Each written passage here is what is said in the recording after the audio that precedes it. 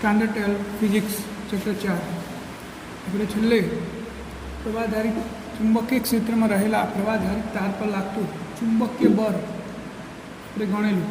હવે જોઈએ ચુંબકીય ક્ષેત્રમાં વિદ્યુત ભારની ગતિ થાય તો શું થાય.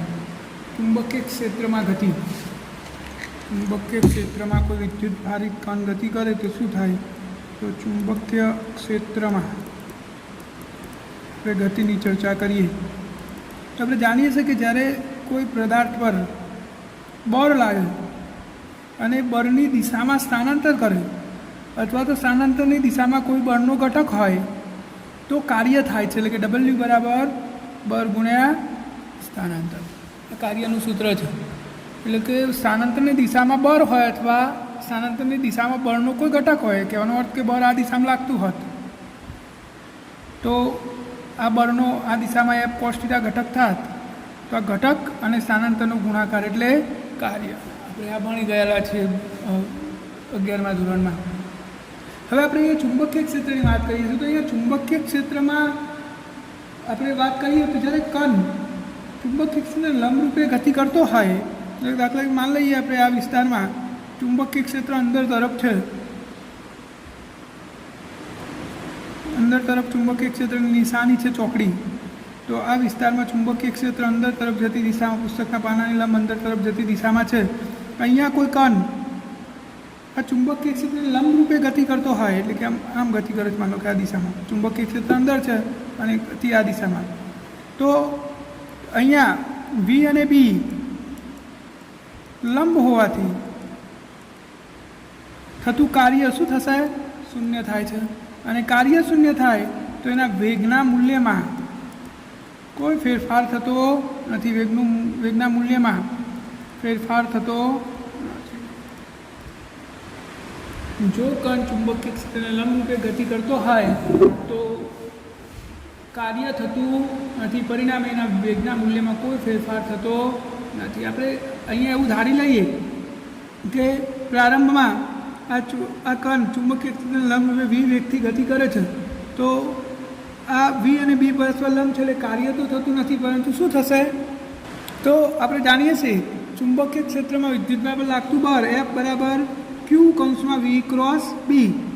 તો અહીંયા તો V અને B એકબીજાને લંબ છે એટલે કે આનું પરિણામ જે આવશે એ આ બંનેને લંબ હશે, એટલે કે બળ F અને Bને લંબ હશે. સદિશના નિયમ પ્રમાણે જે બે સદિશનો સદિશ ગુણાકાર થાય અને એનું જે પરિણામ મળે આ બંને વડે બનેલા સમતલને લંબ હોય, એટલે કે Vને લંબ હોય અને Bને લંબ હોય. જો હવે B અંદર તરફ હતો, V આ તરફ છે તો F આ તરફ લાગશે.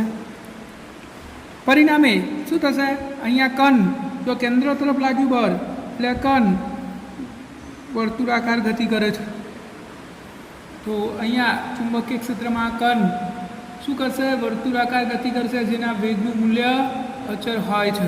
હવે આપણે એક બીજો કિસ્સો એવો વિચારીએ, માની લો કે ચુંબકીય ક્ષેત્ર B આ દિશામાં છે અને કણ આ દિશામાં દાખલ થયો V વેગથી, માની લો કે થીટા છે, તો શું થશે. હવે આ Vના બે ઘટકો આપણે વિચારી શકીએ, આ V cos θ થશે અને આ V sin θ થશે. તો વેગનો આ ઘટક ચુંબકીય ક્ષેત્રની દિશામાં છે એટલે F બરાબર શું થશે, Q કૌંસમાં V cross B, therefore Q VB sin θ, અને થીટા તો અહીંયા 0 થયો, આ V cos θ એ Bની જ દિશામાં છે અને sin 0 ની કિંમત 0 થઈ જાય તો ચુંબકીય ક્ષેત્રની દિશામાં બળ 0 થઈ જાય છે. પરિણામે આ જે કણ આપણે ચુંબકીય ક્ષેત્રમાં દાખલ કર્યો એ કણ ચુંબકીય ક્ષેત્રની દિશામાં બળ 0 તો ન્યૂટનની ગતિના પહેલા નિયમ પ્રમાણે અચળ વેગથી ગતિ કરશે, આમ સીધો. બીજી વાત વિચારીએ આપણે કે હજુ તો વેગનો આ ઘટક તો બાકી જ રહ્યો. આ ઘટક ચુંબકીય ક્ષેત્રને લંબ છે એટલે એની પર F બરાબર Q VB જેટલું બળ લાગશે, જે કેન્દ્ર તરફની દિશામાં આવે છે એટલે એ કણને વર્તુળાકાર ગતિ કરાવશે. તો આ કણ બે પ્રકારની ગતિ અનુભવશે, એક તો વર્તુળાકાર ગતિ આમ ગોળ ફરશે અને રેખીય ગતિ એટલે સીધો એ જશે. પરિણામે આ કણની ગતિ સર્પિલ આકારની હેલિકલ થઈ જાય છે, એટલે કે આમ ફરતા આગળ જશે. તો અહીંયા બે વસ્તુ આપણે નોંધ કરી, જો વેગ ચુંબકીય ક્ષેત્રને લંબરૂપે હોય તો સદિશના નિયમ પ્રમાણે બળ વી અને બી બંનેને લંબ લાગે, પરિણામે કણનો ગતિપથ વર્તુળાકાર થઈ જાય છે અને એના વેગનું મૂલ્ય અચળ હોય છે, દિશા સતત કેન્દ્ર તરફ. જો વેગનો ઘટક, વેગ એટલે ચુંબકીય ક્ષેત્રને સમાંતર કે પ્રતિસમાંતર હોય, વેગનો કોઈ ઘટક આમ સમાંતર હોય કાં તો પ્રતિસમાંતર હોય, તો ચુંબકીય ક્ષેત્રની દિશામાં લાગતું બળ 0 થઈ જાય છે. એટલે કે ચુંબકીય ક્ષેત્રની દિશામાં આ કણ અચળ વેગથી ગતિ કરે છે અને એના લંબ ઘટકના કારણે વર્તુળાકાર ગતિ એ કરે છે. પરિણામે આ કણ અહીંયા અવકાશમાં વર્તુળાકાર ગતિ અને રેખીય ગતિ બંને ભેગી કરતાં કરતાં આગળ જાય છે. એટલે કે એનો ગતિપથ કેવો થઈ જાય છે? સર્પિલ આકારનો થઈ જાય છે. અને હવે આપણે આગળ ભણી ગયા પ્રમાણે અહીંયા વર્તુળાકાર ગતિ થાય છે, તો વર્તુળાકાર ગતિ માટે તો કેન્દ્રગામી બળની જરૂર પડે અને વર્તુળાકાર ગતિ ચુંબકીય ક્ષેત્રના લંબ ઘટકના કારણે થાય છે. એટલે કે F બરાબર QEB બળના કારણે થાય છે. આ જ બળ એને કેન્દ્રગામી બળ પૂરું પાડે છે, એટલે કે mv²/r. તો અહીંયા આપણે એક વી કેન્સલ આઉટ કરી દઈએ, તો અહીંયા શું થશે? r બરાબર mv/qb. આ વર્તુળાકાર ગતિપથની ત્રિજ્યા છે, એટલે કે આટલી ત્રિજ્યામાં આ કણ વર્તુળાકાર ગતિ કરે છે.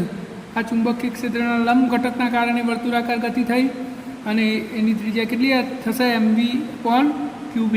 હવે આપણે v બરાબર r ઓમેગા મૂકી દઈએ તો શું થશે? r is equal two m, vની જગ્યાએ r ઓમેગા બાય qb. આ r કેન્સલ આઉટ થઈ જશે, તો ઓમેગા બરાબર qb/m આવશે. બીજું આને આપણે આવૃત્તિ કહી શકીએ.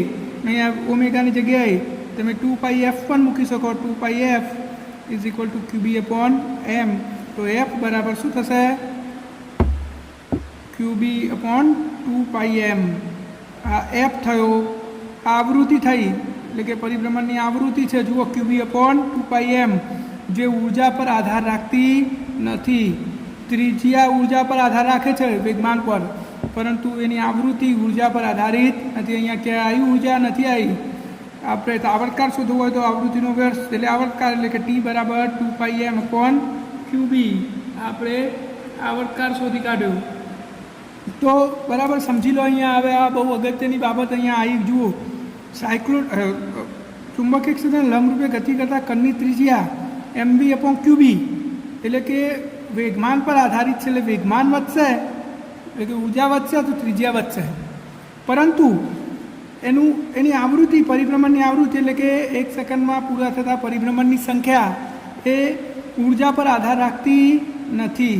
તો આનો અર્થ શું થયો તમે સમજો કે માની લો કે કોઈ કણ ચુંબકીય ક્ષેત્રને લંબરૂપે આટલા વર્તુળાકાર માર્ગ પર ગતિ કરે છે, આટલી ત્રિજ્યા r ત્રિજ્યામાં, અને એની પરિભ્રમણની આવૃત્તિ 2 છે, 2 હર્ટ્ઝ છે. એટલે કે 1 સેકન્ડમાં 2 પરિભ્રમણ પૂરા કરે છે.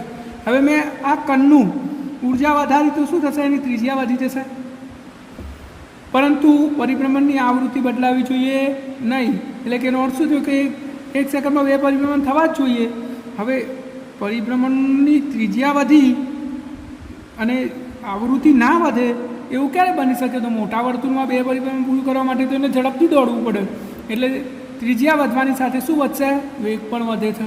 હજુ હું એને ઉર્જા આપું તો એની ત્રિજ્યા મોટી થશે, આવૃત્તિ તો બદલાવાની નહીં. આવૃત્તિ ના બદલાય તો એનો વેગ વધવો જોઈએ, એટલે કે વેગ વધતો જશે. તો જેમ જેમ ઉર્જા આપીએ એમ આ ચુંબકીય ક્ષેત્રને લંબરૂપે ગતિ કરતા કણની ત્રિજ્યા વધે છે, પરિણામે એનો વેગ વધતો જાય છે, એટલે કે એની ગતિ ઉર્જા વધતી જાય છે. આ સિદ્ધાંતનો ઉપયોગ સાયક્લોટ્રોન નામના સાધનની અંદર કરવામાં આવે છે, જે આના પછીની થિયરીમાં આપણે જોઈશું. અહીંયા જો આપણે આવર્તકાળ t બરાબર સૂત્ર મેળવ્યું 2πm/qb. આવર્તકાળ એટલે એક પરિભ્રમણ પૂરું થવા માટે લાગતો સમય. હવે આપણે સાયક્લોટ્રોન આ હેલિકલની ચર્ચા કરીએ. હેલિકલ પથની એટલે કે સર્પિલ આકારના પથની. તો કણ ગોળ ગોળ ફરતા ફરતા આગળ જાય, સર્પિલ આકાર. તો આ એક પરિભ્રમણ અહીંયાથી શરૂ થયું આમ ફરીને, એટલેથી શરૂ થયું તો આમ ફરીને પાછો એટલા આવે. આ એક પરિભ્રમણ પૂરું થઈ ગયું, આમ ફરીને પાછો આવી ગયો. તો આ બે વચ્ચેનું જે અંતર છે રેખીય, આ અંતરને પેચ કહેવામાં આવે છે. શું કહેવાય? પેચ. એક પરિભ્રમણ કરવા માટે લાગતા સમય દરમિયાન કણે કાપેલા રેખીય અંતરને શું કહેવાય? પેચ. અને આપણે પેચ શોધવો હોય તો પેચ બરાબર શું થાય? વેગ ગુણ્યા સમય. હવે આ દિશામાં કાપેલું અંતર, એટલે આપણું ચુંબકીય ક્ષેત્રની દિશાનો વેગ લેવો પડે. આ દિશામાં ચુંબકીય ક્ષેત્રની દિશાનો વેગ છે, તો ચુંબકીય ક્ષેત્રની દિશાનો વેગ એટલે વી સમાંતર કહી દઈએ આપણે, ગુણ્યા સમય કેટલો, એક આવર્તકાળ જેટલા સમય દરમિયાન, એટલે કે આવર્તકાળ ટી, અને આપણે ટીની કિંમત મૂકી દઈએ તો ટીની કિંમત છે 2πm/qb. તો તમે આવું કરી શકો. તો આ આપણો પેચ મળી જશે. પેચ બરાબર શું થાય? પેચ એટલે શું? તો એક આવર્તકાળ જેટલા સમય દરમિયાન કને કાપેલ રેખીય અંતરને પેચ કહે છે. તો જ્યારે કણ ચુંબકીય ક્ષેત્રમાં ગતિ કરતો હોય તો એના લંબ ઘટકના કારણે વર્તુળાકાર ગતિ થાય છે, અને એના સમાંતર અથવા પ્રતિ સમાંતર ઘટકના કારણે રેખીય ગતિ થાય છે. બંને દિશામાં વેગનું મૂલ્ય તો અચળ જ હોય. રેખીય ગતિ દરમિયાન વેગનું મૂલ્યની દિશા બંને અચળ હોય, અને જ્યારે લંબ ગતિ કરતો હોય ત્યારે મૂલ્ય અચળ હોય, પણ એની દિશા હંમેશા કેન્દ્ર તરફની હોય છે. પરિણામે વર્તુળાકાર ગતિ કરે છે. અને જ્યારે વિદ્યુતભાર આવી રીતે ગતિ કરતું હોય ચુંબકીય ક્ષેત્રમાં, આવી રીતે મતલબ એક ઘટક લંબ હોય ને એક ઘટક સમાંતર હોય, તો કણની ગતિ સર્પિલ આકારની એટલે કે હેલિકલ થઈ જાય છે.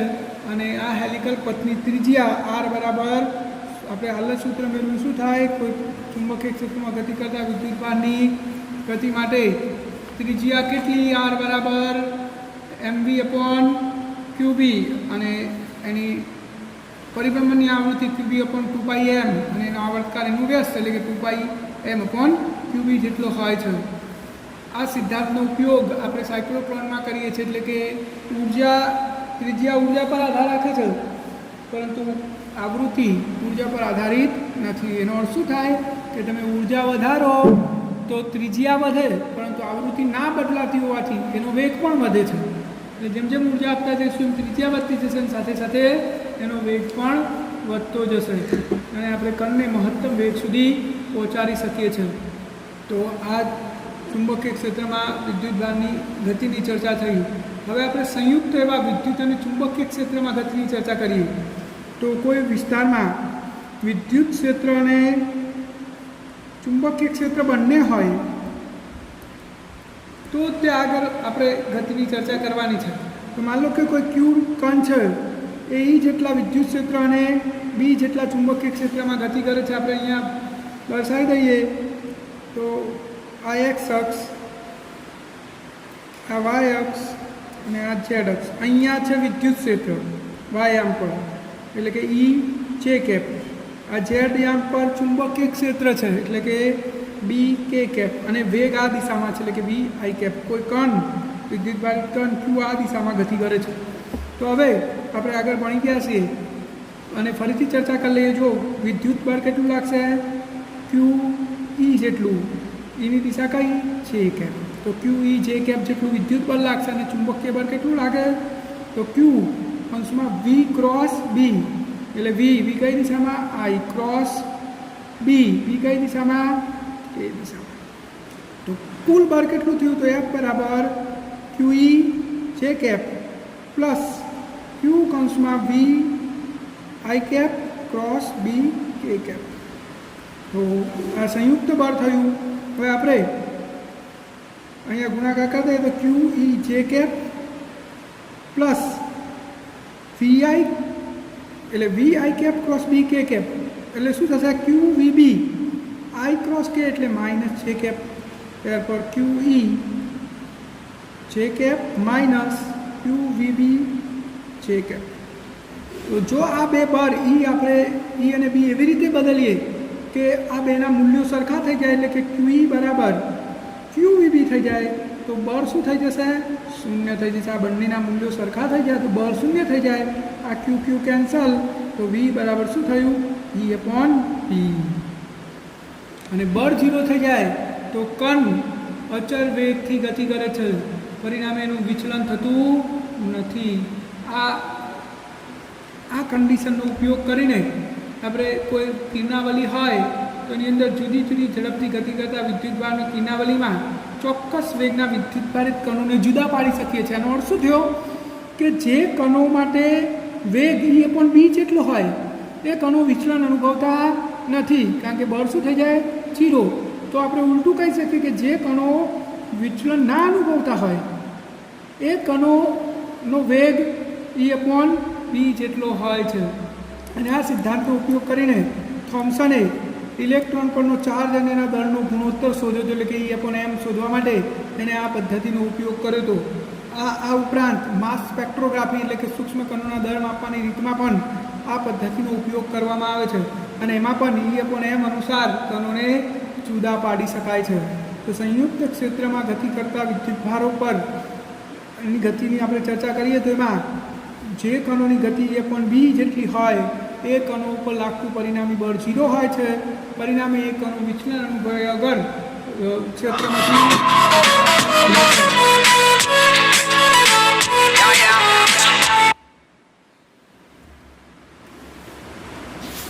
હવે આપણે સાયક્લોટ્રોનની ચર્ચા કરવાની છે. તો સાયક્લોટ્રોન તો જોઈએ આપણે સાયક્લોટ્રોન.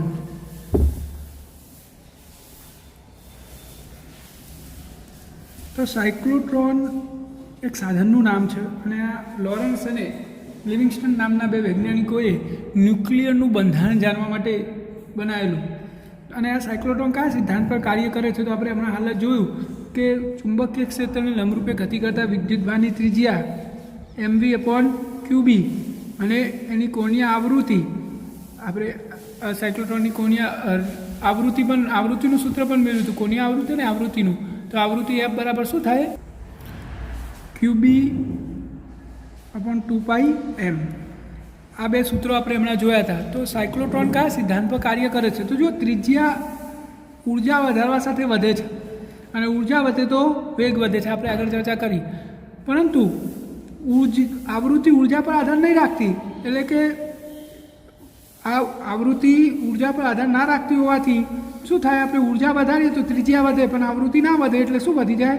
વેગ વધી જાય છે, અને કણને આપણે મહત્તમ ગતિ ઉર્જા આપી શકીએ છીએ. અને મહત્તમ ગતિ ઉર્જા ધરાવતા વિદ્યુતભારને આપણે કોઈ દ્રવ્ય પર પ્રત્યાદિત કરીએ તો દ્રવ્ય ન્યુક્લિયસ સુધી પહોંચી શકે છે, અને આપણે ન્યુક્લિયસનો અભ્યાસ કરી શકીએ છીએ. તો આ સાયક્લોટ્રોન એ મુખ્ય આ સિદ્ધાંત ઉપર કાર્ય કરે છે. તો હવે સાયક્લોટ્રોન કેવું સાધન છે આપણે જોઈ લઈએ. તો સાયક્લોટ્રોનની અંદર બે પોલા વાહક હોય છે, જેમનો આકાર અંગ્રેજી ડી આકારનો હોય છે. માનો કે એક પોલો વાહક છે અને એક બીજો પોલો વાહક અહીંયા છે. આ બંનેનો આકાર ડી, અંગ્રેજી ડી જેવો છે, એટલે આને ડીઝ કહેવામાં આવે છે. અને શું કહેવામાં આવે છે? ડી. હવે આ ડીઝની અંદર કઈ રીતની રચના હોય છે? તો ડીઝની અંદર અહીંયા આપણે ચુંબકીય ક્ષેત્ર લાગુ પાડીએ, અને આ ડીઝને એસી કરંટ લાગુ પાડી દેવામાં આવે છે.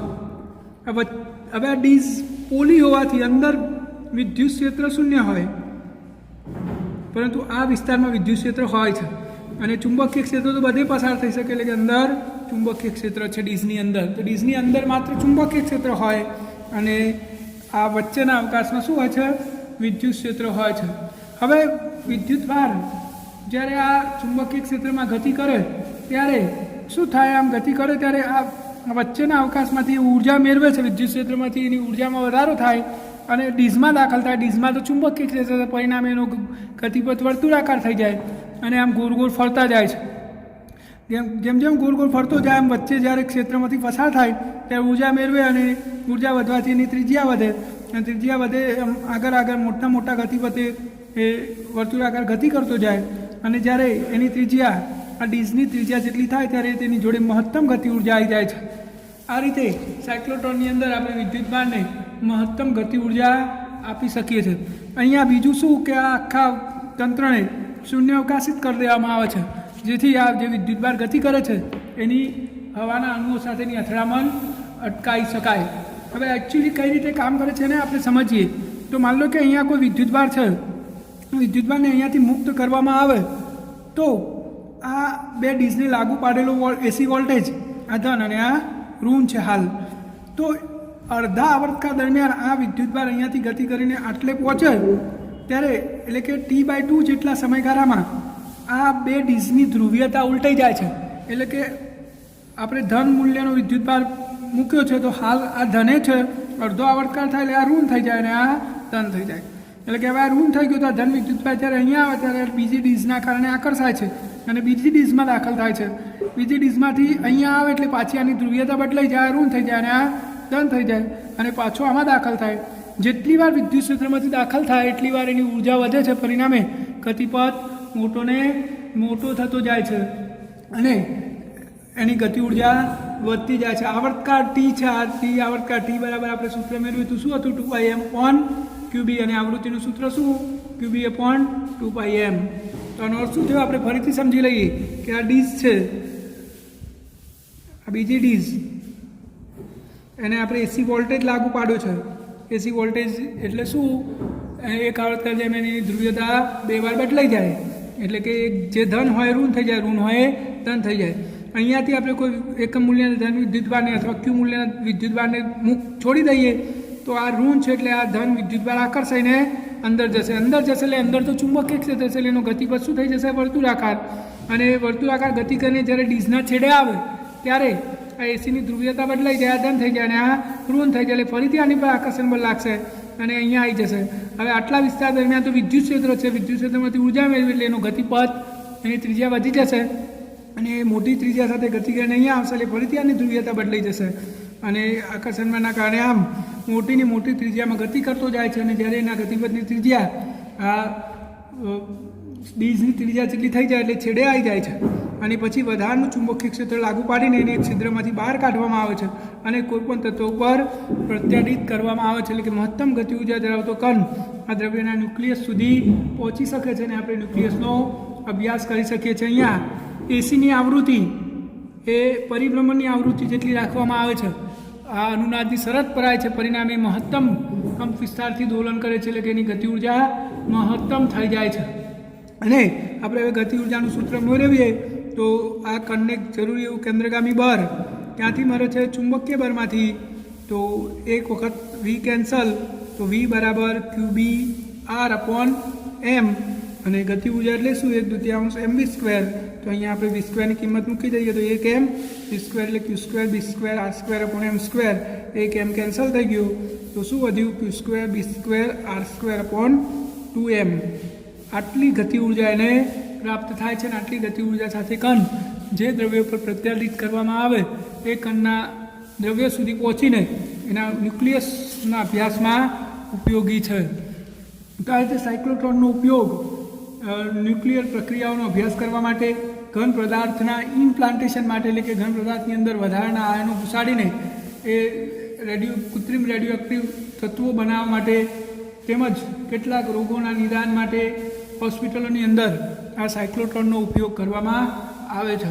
તો આ સાયક્લોટ્રોન નામનું સાધન લોરેન અને લિવિંગસ્ટન નામના બે વૈજ્ઞાનિકોએ ન્યુક્લિયર બંધારણ કરવા માટે કર્યો હતો, જે કયા સિદ્ધાંત પર કાર્ય કરે છે?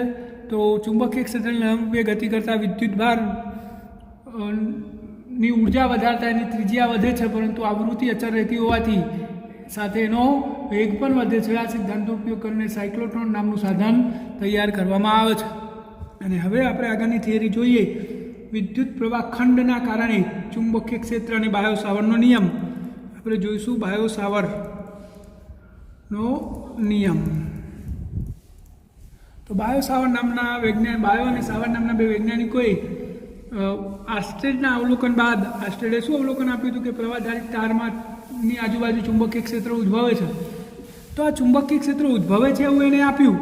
માન લો કે એક પ્રવાહધારિત તાર છે આવું અનિયમિત આકારનું અને આમાંથી આ જેટલો પ્રવાહ પસાર થાય છે.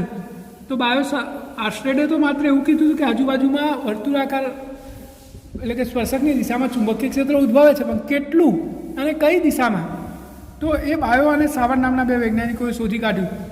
માન લો કે અહીંયા મારે ચુંબકીય ક્ષેત્ર શોધવું છે, તો બાયો સાવરનો નિયમ એ જો ચુંબકીય ક્ષેત્ર બે રીતે ઉદ્ભવી શકે. એક તો વિદ્યુત પ્રવાહના કારણે, કાં તો દ્રવ્યની આંતરિક પ્રાકૃતિક ડાયપોલ મોમેન્ટના કારણે.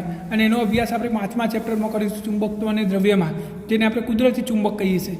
પરંતુ વિદ્યુત પ્રવાહના કારણે ઉત્પન્ન થયેલા ચુંબકીય ક્ષેત્રનું મૂલ્ય બાયો અને સાવર નામના વૈજ્ઞાનિકે શોધ્યું હતું અને એમને એવું નક્કી કર્યું કે અહીંયા કોઈપણ જગ્યાએ ઉદ્ભવતું ચુંબકીય ક્ષેત્ર એ પ્રવાહખંડ વિદ્યુત પ્રવાહના સમપ્રમાણમાં અને એ બિંદુથી તારના અંતરના વર્ગના વ્યસ્ત પ્રમાણમાં ચલે છે. એટલે કે આપણે અહીંયા એક સૂક્ષ્મ પ્રવાહખંડ લઈ લઈએ ડીએલ, આટલી લંબાઈ લઈએ ડીએલ અને એમાંથી પસાર થતો પ્રવાહ આવી તો આને પ્રવાહખંડ કહેવાય આઈડીએલને. આ ડીએલ જેટલા પ્રવાહખંડના કારણે પી બિંદુ આગળ ચુંબકીય ક્ષેત્ર આર અંતરે રહેલા પી બિંદુ આગળ ચુંબકીય ક્ષેત્ર આપણે શોધવું છે. તો બાયો સાવરે એવું કીધું કે આ ચુંબકીય ક્ષેત્ર એ પ્રવાહખંડ એટલે કે એ પ્રવાહખંડની લંબાઈ, પ્રવાહ અને એ બિંદુથી અંતરના વર્ગના વ્યસ્ત પ્રમાણમાં હોય છે. તો આપણે અહીંયા બાયો સાવરના નિયમને વ્યાખ્યાયિત કરીએ તો ડીબી બરાબર, કારણ કે સૂક્ષ્મ છે આખું, તો આપણે બધા સૂક્ષ્મ પ્રવાહખંડોનો સરવાળો કરીને શોધીશું. તો IDL cross R cap upon R square ચલે છે. તો આને અચળાંક દૂર કરી દઈએ તો dB is equal to μ0/4π IDL sine theta upon R square સૂત્ર પ્રમાણે આપવામાં આવે છે. આ સૂક્ષ્મ પ્રવાહખંડના કારણે પી બિંદુ આગળ ચુંબકીય ક્ષેત્ર છે, આટલા ખાલી સૂક્ષ્મના કારણે, આખા તારના કારણે નથી. આપણે આખા તારના કારણે શોધવું હોય તો આખા તારનું આવા સૂક્ષ્મ પ્રવાહખંડો માટે સંકલન કરવું પડે. આપણે હાલ માત્ર આ સૂક્ષ્મ પ્રવાહખંડના કારણે પી બિંદુ આગળ ચુંબકીય ક્ષેત્ર શોધ્યું છે. અહીંયા થીટા એ આર અને ડીએલ વચ્ચેનો ખૂણો છે. શું છે? આ થીટા એ આર અને ડીએલ વચ્ચેનો ખૂણો છે. અને ચુંબકીય ક્ષેત્રની દિશા આર અને ડીએલ વડે બનેલા સમતલને લંબ હોય છે. તો જુઓ, આ આપણો ડીએલ, આ ડીએલ, આ આર, આ બંને વડે બનેલું સમતલ એટલે આ આપણું પુસ્તકનું પાનું, એને લંબ આમ હોય. હવે જમણા હાથના સ્ક્રૂના નિયમ પ્રમાણે ડીએલથી આર તરફ સ્ક્રૂને ફરાવો તો અંદર તરફ જાય. તો પી બિંદુ આગળ ચુંબકીય ક્ષેત્ર અંદર તરફ જતી દિશામાં હોય છે. અને અહીંયા μ0 એ શૂન્ય અવકાશની પરમિએબિલિટી છે. શું છે? પરમિએબિલિટી, જેનું મૂલ્ય 4π × 10⁻⁷ ટેસ્લા મીટર પર એમ્પિયર જેટલું હોય છે. તો બાયો સાવરનો નિયમ તમારે સીધું આ સૂત્ર જ યાદ રાખવાનું, ડીબી μ0/4π આઈડીએલ સાઇન થીટા પણ આર સ્ક્વેર, જ્યાં થીટા એ આર અને ડીએલ વચ્ચેનો ખૂણો છે અને ચુંબકીય ક્ષેત્રની દિશા આર અને ડીએલ વડે બનેલા સમતલને લંબ જમણા હાથના સ્ક્રૂના નિયમ પ્રમાણે શોધી શકાય છે. હવે આપણે સમગ્ર તારનું ચુંબકીય ક્ષેત્ર શોધવું હોય તો આપણે શું કરીશું? આનું સમગ્ર લંબાઈ વચ્ચે સંકલન કરી દઈશું. એટલે કે આવા સૂક્ષ્મ પ્રવાહખંડોના લીધે ઉત્પન્ન થયેલ ચુંબકીય ક્ષેત્રનો સદિશ સરવાળો કરવાથી આપણને મળી રહે છે. હવે આ ચુંબકીય ક્ષેત્ર એ પ્રવાહખંડથી અંતરના વ્યસ્ત પ્રમાણમાં હોય છે, નંબર 1.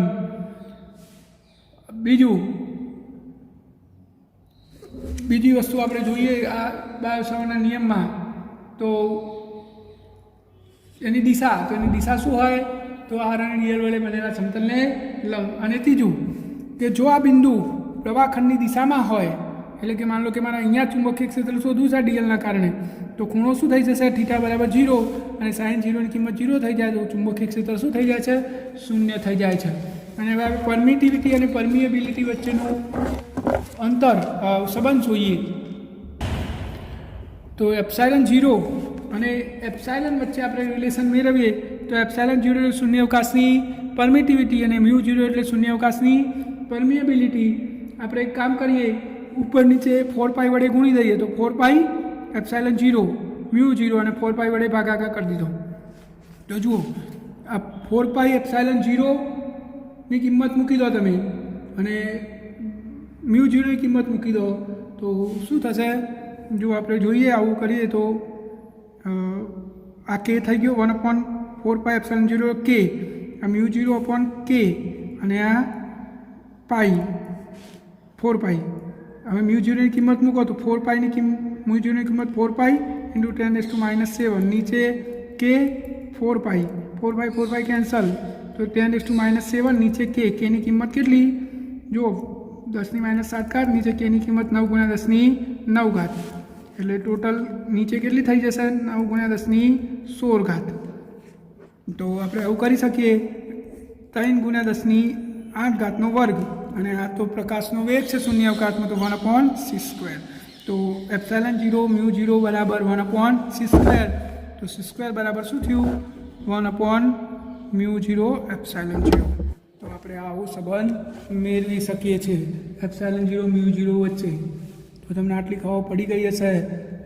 હવે આપણે આગળનો ટોપિક જોઈએ, વિદ્યુત પ્રવાધારિત વર્તુળાકાર રિંગના અક્ષ ઉપર ચુંબકીય ક્ષેત્ર. આ પ્રશ્ન પરીક્ષામાં પૂછાઈ શકે.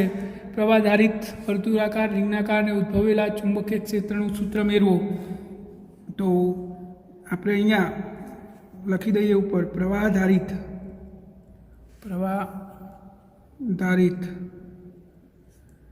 રિંગના કેન્દ્રથી અક્ષ પર ચુંબકીય ક્ષેત્રનું સૂત્ર મેળવો. આ આપણો પ્રશ્ન છે. પૂછાઈ શકે 4 માર્ક્સમાં, 2 માર્ક્સમાં, જેવું પૂછાય એવું આપણે લખવાનું છે. હવે આપણે આ પ્રશ્નને અહીંયા સમજીએ. તો આપણી જોડે એક પ્રવાધારિત રિંગ છે. બરાબર. પહેલાં એ સમજી લો કે આ રિંગ એ આ ચોપડીના સમતલમાં નહીં, આમ છે, આમ ઊભી રિંગ છે. ચોપડીના સમતલમાં તો આ કેવી રીતે દોરાય? જો ચોપડીના સમતલમાં હોય ને તો આપણે રિંગ આ રીતે દોરીએ છીએ. આમ ઊભી રિંગ છે, એટલે કે પુસ્તકના પાનાની લંબ સમતલમાં છે, વાય ઝેડ સમતલમાં. આ આપણો એક્સ અક્ષ, આ આપણો વાય અક્ષ અને આ આપણો ઝેડ એમ. તો રિંગ અહીંયા કયા સમતલમાં છે? વાય ઝેડ સમતલમાં છે. બરાબર સમજી લો. રિંગ વાય ઝેડ સમતલમાં એટલે આમ ઊભી હોય, આમ આડી ના હોય, આમ ઊભી હોય.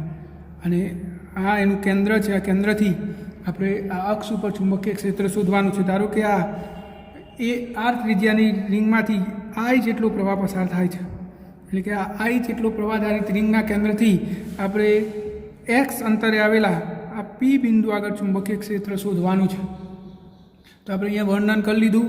આકૃતિમાં એક આઈ જેટલી આર ત્રિજ્યા ધરાવતી અને આઈ વિદ્યુત પ્રવાહધારિત રિંગ વાય ઝેડ સમતલમાં રહેલી છે, અને આ રિંગના કેન્દ્રથી એક્સ અંતરે આવેલા પી બિંદુ આગળ આપણે ચુંબકીય ક્ષેત્ર શોધવાનું છે. તો આ ચુંબકીય ક્ષેત્ર શોધવા માટે હું રિંગ પર ડીએલ જેટલું, અહીંયા ડીએલ જેટલી સૂક્ષ્મ લંબાઈ વિચારું. તો આ ડીએલ જેટલી સૂક્ષ્મ લંબાઈના કારણે બાયો-સાવર્ટના નિયમ પ્રમાણે પી બિંદુ આગળ ચુંબકીય ક્ષેત્ર ડીબી આપણે અહીંયા મળે. આ અંતર આર છે, આ એક્સ છે, તો આ કેટલું થશે? r² પ્લસ x², વર્ગમૂળમાં r² પ્લસ x². એને આપણે સ્મોલ આર કહી દઈએ. સ્મોલ આર જેટલું અંતર, સ્મોલ આર બરાબર શું થશે? વર્ગમૂળમાં r² પ્લસ x². તો એ બાયો-સાવર્ટના નિયમ પ્રમાણે ચુંબકીય ક્ષેત્ર કેટલું થશે? ડીબી બરાબર μ0/4π IDL sin થીટા ભાગ્યા r². અને આરની કિંમત આપણે મૂકી દઈએ તો μ0/4π IDL sin થીટા ભાગ્યા આરની જગ્યાએ આનો વર્ગ, એટલે વર્ગમૂળ કેન્સલ થઈ જશે, r² પ્લસ x². આટલું મૂલ્ય મળશે. હવે અહીંયા ચુંબકીય ક્ષેત્રની દિશા કઈ હશે? તો આપણે માની લો કે ચુંબકીય ક્ષેત્રની દિશા મેં જે દર્શાવી છે એવી રીતે જ છે. તો આ ખૂણો થીટા હોય તો આ શું થશે? ડીબી કોસ થીટા, અને આ ઘટક શું થશે? DB sine theta. એટલું ને એટલું સેમ આ પરિઘ પર અહીંયા ડીએલ સૂક્ષ્મ લંબાઈ લઉં તો એના કારણે ચુંબકીય ક્ષેત્ર આપણને આ દિશામાં મળશે. આ ડીબી મૂલ્ય એટલું ને એટલું જ થશે, વર્ગમૂળમાં r² પ્લસ x².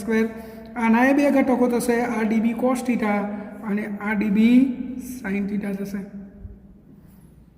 તો આ રિંગના પરિઘના બે સૂક્ષ્મ પ્રવાહખંડોના કારણે મળતા ચુંબકીય ક્ષેત્રના ડીબી સાઇન થીટા ઘટકો એકબીજાની વિરુદ્ધ દિશામાં હોવાથી એકબીજાની અસરને નાબૂદ કરે છે, અને પરિણામી ચુંબકીય ક્ષેત્ર આપણને એક્સ અક્ષની દિશામાં મળે છે.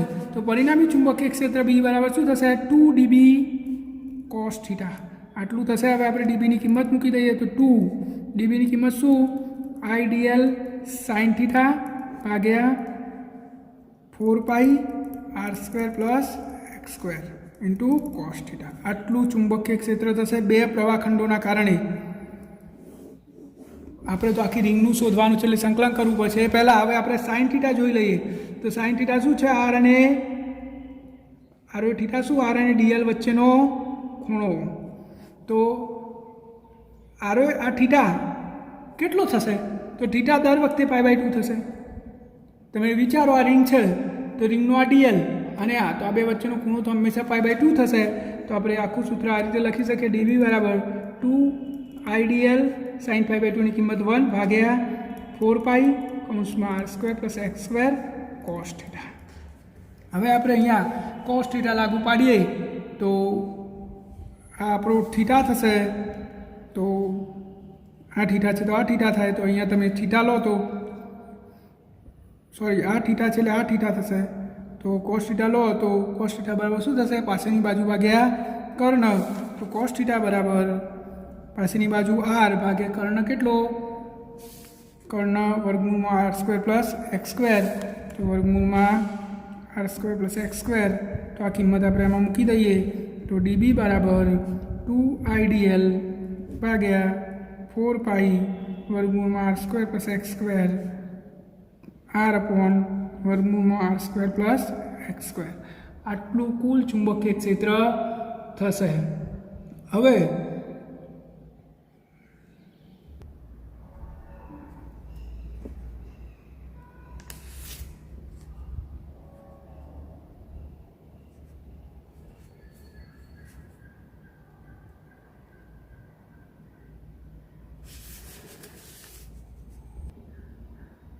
આટલેથી છે કે આ સૂત્રથી જ આપણે મ્યુ 0 મૂકવાનું રહી ગયો છે. જુઓ મ્યુ 0.4 ડીબીની કિંમત તો અહીંયા મ્યુ 0.4 એટલે અહીંયા મ્યુ 0 રહી ગયો છે મ્યુ 0.4 તો અહીંયા રહી ગયો છે મ્યુ 0 બધામાં મ્યુ 0 આપણે મિસ કરી દીધો છે મ્યુ 0 તો આ સૂત્રમાં બધે મ્યુ 0 આવશે એટલે આપણું સૂત્ર છેલ્લે ઓલ ઓવર શું વધ્યું mu 0 IR square upon 2 R square plus X સ્ક્વેરની 3/4 મ્યુ 0 આપણે પહેલેથી જ મિસ કરી દીધો હતો એટલા માટે તો આપણું આ સૂત્ર થયું. હવે આપણે ખૂબ જ દૂરના અંતર માટે લઈએ એટલે કે એક્સ આરની કમ્પેરમાં ખૂબ જ વધારે હોય તો જુઓ ઉપર વધ્યો મ્યુ 0 IR સ્ક્વેર 2 આર સ્ક્વેરને આવું ગણી લો તો એક્સ સ્ક્વેર કેન્સલ તો એક્સની 3 આટલું સૂત્ર થશે. અને રિંગના કેન્દ્ર પર આ રિંગના કેન્દ્ર પર તો એક્સ 0 થઈ જાય તો અમે એક્સને 0 મૂકી દો તો કેન્દ્ર આગળ ચુંબકીય ક્ષેત્ર કેન્દ્ર આગળ તો બી બરાબર મ્યુ 0 IR સ્ક્વેર ભાગ્યા 2 કેન્દ્ર ઉપર એટલે એક્સ 0 એટલે આરની 3 તો શું વધ્યું મ્યુ 0 I અપોન 2R. આ સૂત્ર ખાસ યાદ રાખજો. વર્તુળાકાર રિંગના કેન્દ્ર પર ચુંબકીય ક્ષેત્ર કેટલું થાય મ્યુ 0 I અપોન 2R. જો રિંગને n આટા હોય તો બી બરાબર મ્યુ 0 NI અપોન 2R જેટલું થાય. તો પ્રશ્ન પરીક્ષામાં પૂછાઈ શકે એવું તમને પ્રશ્ન લખીને કેવી રીતે તમારે ચોપડામાં લખવાનું છે એવું તમને લખીને વોટ્સઅપ કરી દઈશ. તમને મેં સમજાવી દીધું કેવી રીતે શોધી શકાય.